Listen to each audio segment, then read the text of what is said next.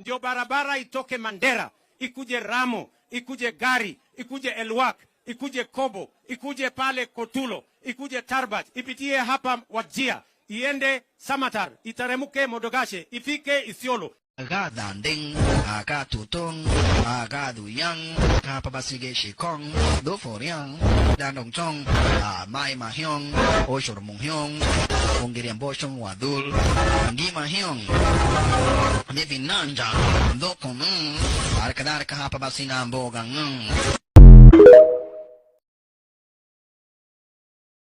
Mimi nataka niwaambie, tutawasafirisha. Ninyi vijana, sikizeni vizuri. Hamuwezi kutisha serikali ya Kenya. Sikizeni vizuri. Na mujaribu mutaona. Nyinyi mnanielewa? Yes. Anakuja kupiga kelele hapa. Nyinyi vijana, sikizeni vizuri. Hamuwezi kutisha serikali ya Kenya. Sikizeni vizuri. If politics were a stage, then President William Ruto's latest act in Isiolo was anything but a standing ovation. Hapa Isiolo, Marsabit, tumekuwa na matatizo ya watu kutoka nchi nyingine wanalete madawa ya kulevya hapa. Some might say it was simply a bad day in the office, but for President Ruto and his loyal battalion, this was an enemy sabotage, an orchestrated attempt to finish him off. The Commander-in-Chief had just wrapped up a grand tour of northeastern Kenya, where he played the role of a benevolent leader, promising roads, electricity and development to adoring crowds. Mekubaliana, mimi nimefika hapa leo pia kwa sababu ya development ya area hii. Hapa airport yenu hii watu walikuwa wanakaa chini ya miti wakingojea ndege. Si namna hiyo? Sasa tumeweka hapo pesa milioni 700 kujenga terminal, na mimi nataka nimshukuru Jama governor wa hapa ameweka pesa kwa terminal. Na mimi niweka pesa kwa runway kuhakikisha kwamba we extend the runway na tunai-modernize iwe runway ya kisasa. His final stop, Isiolo County, a place where he expected cheers and not jeers. Rolling into town with his usual political bravado, the president crisscrossed the streets, inspecting projects and waving at supporters. Then came the grand finale, the rooftop speech. As he ascended to address the crowd, chants filled the air, an electrifying welcome for the Commander-in-Chief. Allah, wangwana wa Isiolo, mimi nimefika hapa leo. But 1 minute in, the energy shifted. The chants didn't stop. They grew louder. The excitement morphed into rowdiness. Kwa shughuli ya mambo ya maendeleo ya Isiolo County. Na mimi nataka niwaulize. What started as a presidential rally quickly turned into a public mutiny. Desperate to win them over, President Ruto played his usual crowd-pleasing tricks. He tried greeting them in their local dialect. No effect. Jambo! Isiolo Bulchinaga! Nagenin Barada! Yoya! Amale Yoya! He switched to Islamic salutations. No response. He even tried a Christian greeting in an Islamic populated event. Still, no luck. Amaleoya! Bwana Yesu asifiwe! Hebu Isiolo nione kwa mikono. Bwana Yesu asifiwe! Hey!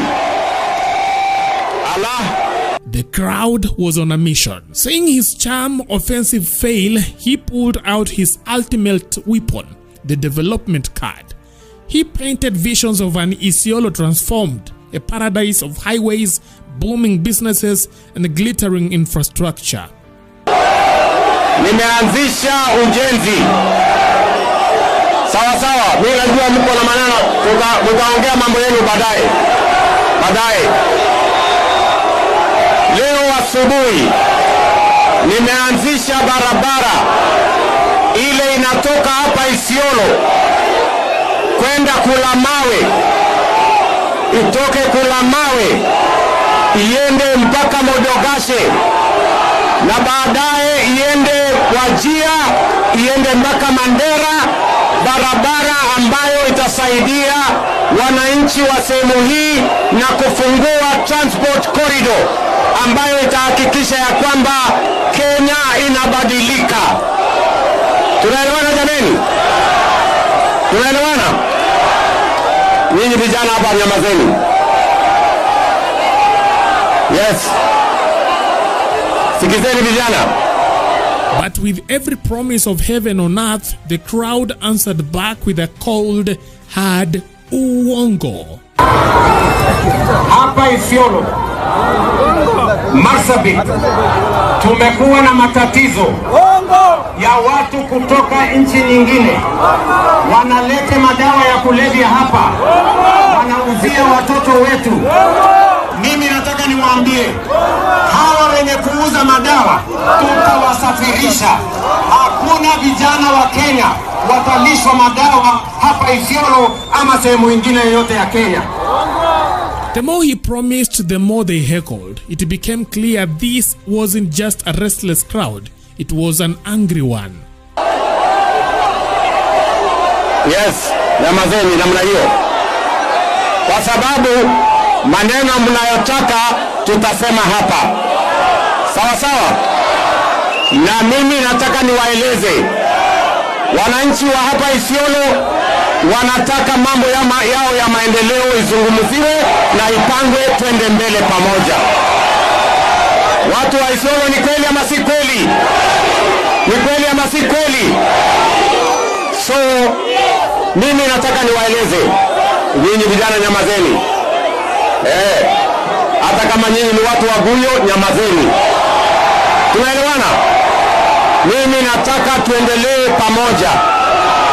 Leo as the president struggled to salvage the moment, he passed the microphone to Isiolo leaders, hoping they could calm the storm. Bad idea. The crowd turned on them too, heckling them with equal intensity.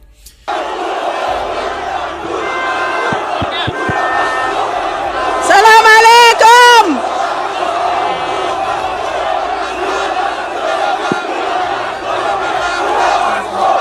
We, ukirusha mawe. Salam alaikum! Poleni sana! I think there is nothing to talk. At this point, the chants became harder to decipher. Some claimed the people were shouting Ruto must go, while others swore they were chanting Dulo must go, referring to Isiolo's Senator Fatuma Dulo.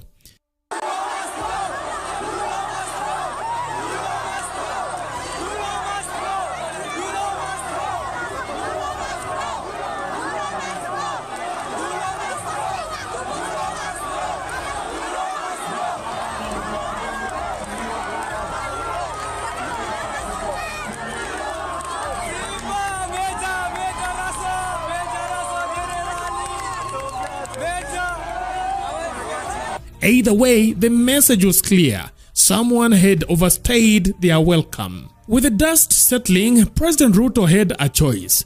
Take the loss with humility or find a scapegoat. And of course, in classic political style, he pointed fingers. According to the president, this wasn't an organic expression of anger, but a deliberate attack by his enemies, paid hecklers planted to disrupt his event. Hawa wenye kuuza madawa tutawasafirisha.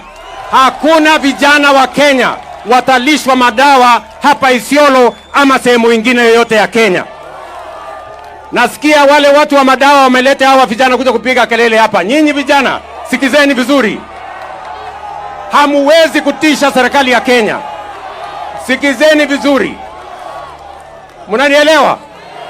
Hakuna mtu atatoka nje ya Kenya akuje hapa aseme ya kwamba madawa itauzwa tauni hii. Hakuna madawa itauzwa Isiolo, na mujaribu mtaona. Nyinyi mnanielewa? Yes. But here's the real question. Were they paid, or were they simply tired of empty promises? Whatever the case, one thing is clear right here. Isiolo did not roll out the red carpet for President Ruto, unlike other counties in Northeastern. And as of 2027, as it comes closer, these won't be. So if you're in Isiolo, please stop using Safaricom. William Ruto is a vindictive motherfucker. He's going to come for people because now you have embarrassed him in front of the world. He's feeling angry right now. You heard even his tone. It was escalating. It was escalating towards that level you remember on June 25th where he said, I'm going to come and kill every one of you who tried to bring the government down because you are treasoners, you are criminals. You remember that speech. Isiolo youth, if you have a Safaricom line, dump it. Listen to me. I know, I've studied this shit. I know Nurdin Haji. I know Mohammed Amin. Mohammed Amin was in court. He was asked questions. He was interrogated there. He was cross-examined. He almost walked out. These guys, do you think they care about the law? You think they care about good governance? You think they care about human life? No, these are killers. And that's why William Ruto was going to Mandera in the northern Kenya. He was going to pay homage to the people who have kept him in power. And the people who have kept him in power are Somali oligarchs. Somali oligarchs have kept him in power because he has killed domestic industry. He has killed domestic productions. To what? Now we are a net importer. We are importing everything coming through the port of Kismayu. He was even dressed yesterday. He was even dressed in a blue trouser and in a blue shirt and a white trouser.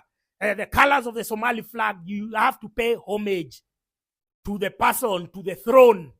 He's not our president. He's representing the interests of another country. And then he has the audacity. He has the guts to call us treasoners. He's a treasonous motherfucker. He's a person who has absconded his oath of office. He's a person who should be living